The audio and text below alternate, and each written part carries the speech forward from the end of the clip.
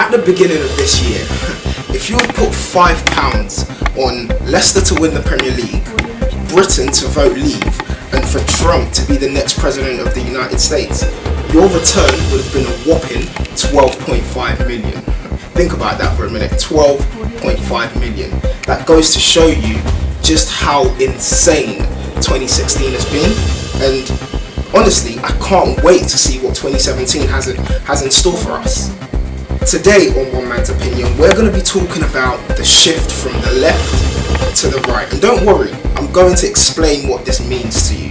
But we're going to be talking about what some have called a new world order, what some have called a completely different political system, what others refer to as a shift from the left to the right. A shift that explains Brexit, a shift that explains Trump, and hopefully a shift that will explain what 2017 will look like for Britain and the world. I've got someone here with me to discuss this today, and what we're discussing, like I said, is the political shift from the left to the right. So you know the drill. Put on your kettle, grab some cookies, take a seat, stay tuned. This is One Man's Opinion.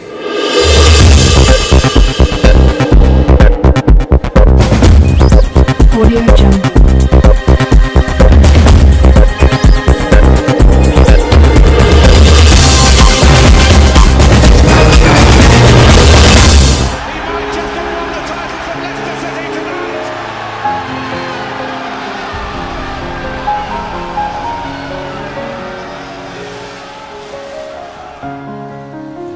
The British people have voted to leave the European Union, and their will must be respected. This means that Donald Trump will be the 45th President of the United States, winning the most unreal, surreal election we have ever seen. So with me today, I've got Azeez Jackson. And what we're going to be talking about, like I said, is the shift from the left to the right. And I'm going to be asking him why he thinks the world is going from the left to the right, why he thinks there's this big political divide, or there's this big political shift from the left to the right. Good evening. Your newspaper, or if you turn on your TVs, you listen to your radios, the first thing you hear at the moment is Donald Trump. So it's only right that we start there. Obviously, in the past week, Donald Trump has become the president-elect of the United States. Before I even dive into, asking you questions about that, what do you think about that? How do you feel? I think the way I feel about Donald Trump is exactly how I felt about Brexit. It's almost like the stages you go through after you're terminally ill. So initially, you're in denial, and then after that, you're absolutely terrified, and you start reasoning, you start bargaining, and all the rest, and there's depression, and it falls all the way through. I'm currently at the stage where I'm terrified of what's about to happen, because there's this, it's almost like the calm before the storm hits. So that's where we are right now in terms of Donald Trump, and that's how I feel in terms of Donald Trump. So you hear a lot of things, or you hear a lot of people divide politics, and when they divide politics, they talk about parties being on the left, parties being on the right, ideologies being on the left, ideologies being on the right. What I want to do for you in the next 90 seconds, nothing too extravagant, nothing too mind-blowing. I'm going to explain the left and right divide. Let's imagine you have a line.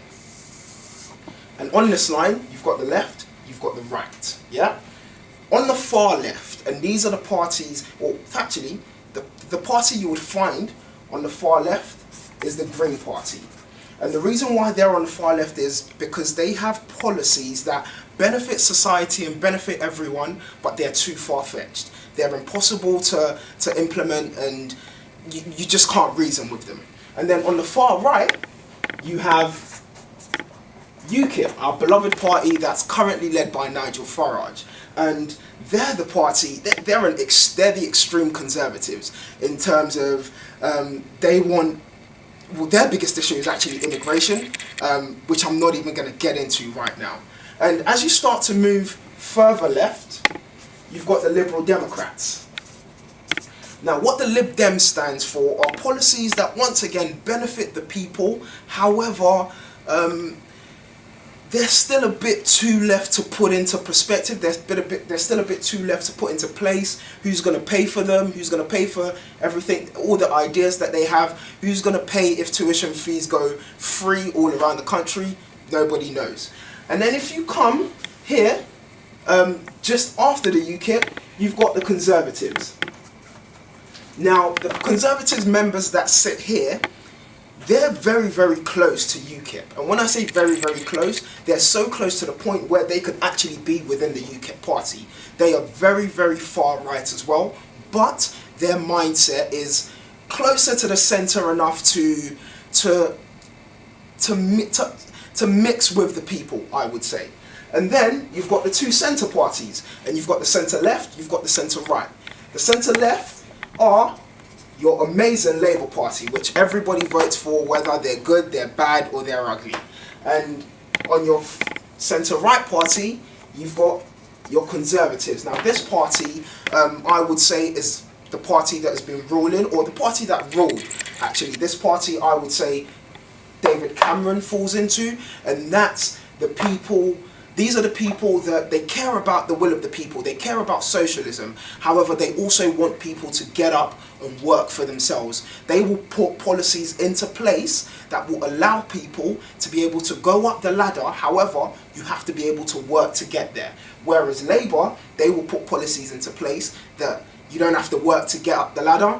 You can essentially fly up the ladder, you know, whether you want to win. A lot of people have been talking about this major shift from the left to the right, this major shift from liberalism to capitalism, this major shift from Labour to Conservative.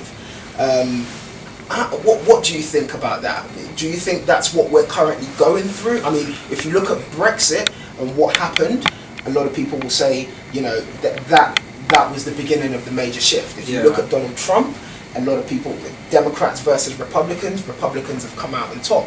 In Brexit, UKIP and Conservatives came out on top. What do you think about this? Do you think we're going through a major shift from the left to the right in the world? See, I'm split on this topic because there could be two reasons. There could be that we're moving left to right, and it could be that the left aren't producing anyone of charisma, that no charismatic leader of the past couple of years. So after Obama, globally, there's no person that I can personally think of from the left that has grabbed the audience. So Hillary wasn't good enough for you? She was dull. She was as boring as it gets. And let's not kid ourselves. Her policies were amazing, but she was dull. She was absolutely dull.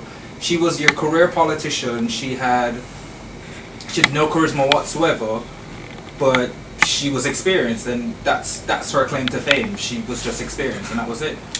Whereas Donald Trump is charismatic. That's basically how he got to power. Charismatic and in the face of the media, I would say. Yeah, but where else do you campaign? The campaigns aren't run on the ground like they used to be. The Democratic ground game was top notch. They had no ground game whatsoever. The Republicans, they even admitted it. No, I think Hillary falls in the same gap where Theresa May falls, where in order to move up the chain as a woman, and it's terrible that we have to say this in 2016, charisma isn't as lauded as it is for a man.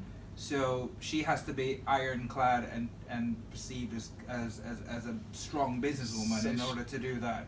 So she has to be that extra level. Yeah, so she has to be particularly stern and particularly, I don't know the word, particularly technocratic in order to move up in any political sphere. Whereas for a man, I don't think that's so much a case. So you can focus on the charisma if you're a guy, and I think that's the trap that Hillary Clinton fell in. Now, immigration has been, and even though it shouldn't have, immigration has been one of the most dominant factors of Brexit.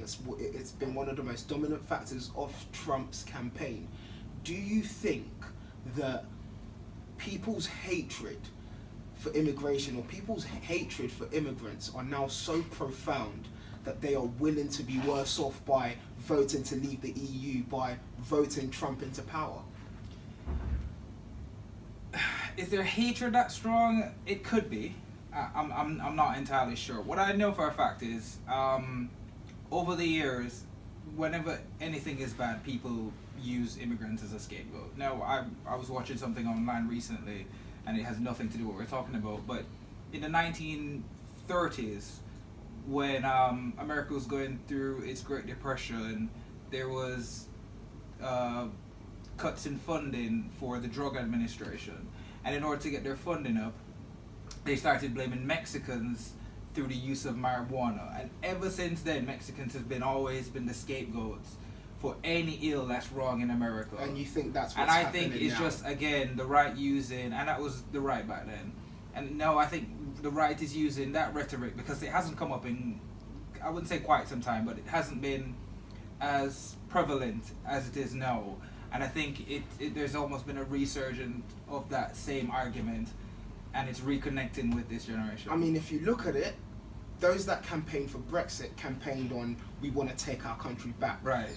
When Trump campaigned, he campaigned on, we want to remember the people that have been left behind. We want to remember the little people.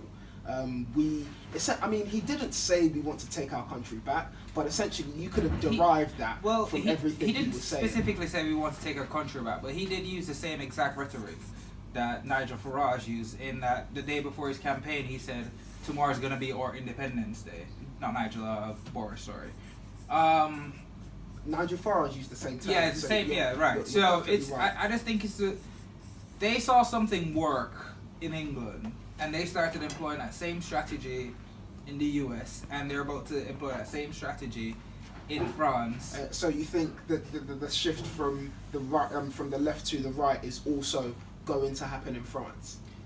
I'm not up on French politics, but from what I've been seeing, again, back to the charisma, the only thing I've seen in media in general is Le Pen.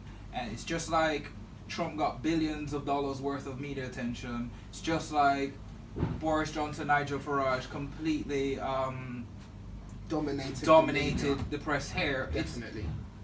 I believe in the social media era and in an era where television and the internet is the main forms of communication and the main forms of news gathering. Now let me ask you a question. To make this shift, or when this shift finally ends, do you think the world will be in a worse position? Because technically we can't say that the world's going to be in a worse position because Brexit hasn't happened yet. We don't know what's going to happen there.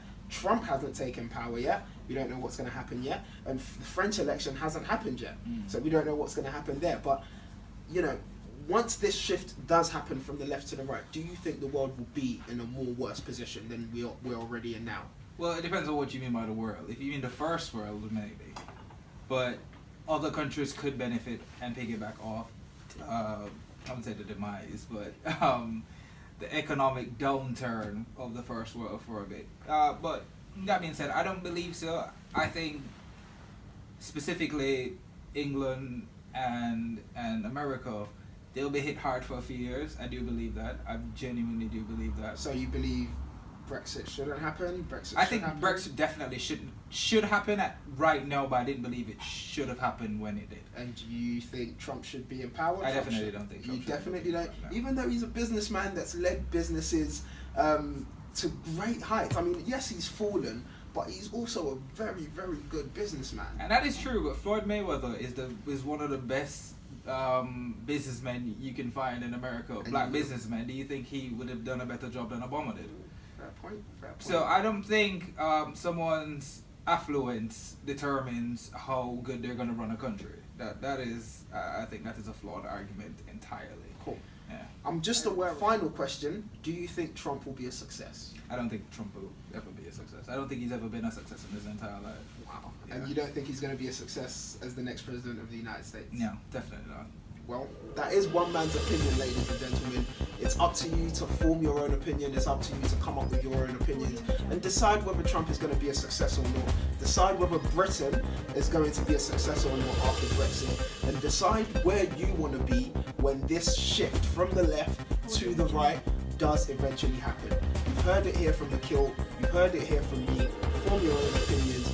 Get at us. Contact us. Thank you for watching. This is One Man's Opinion.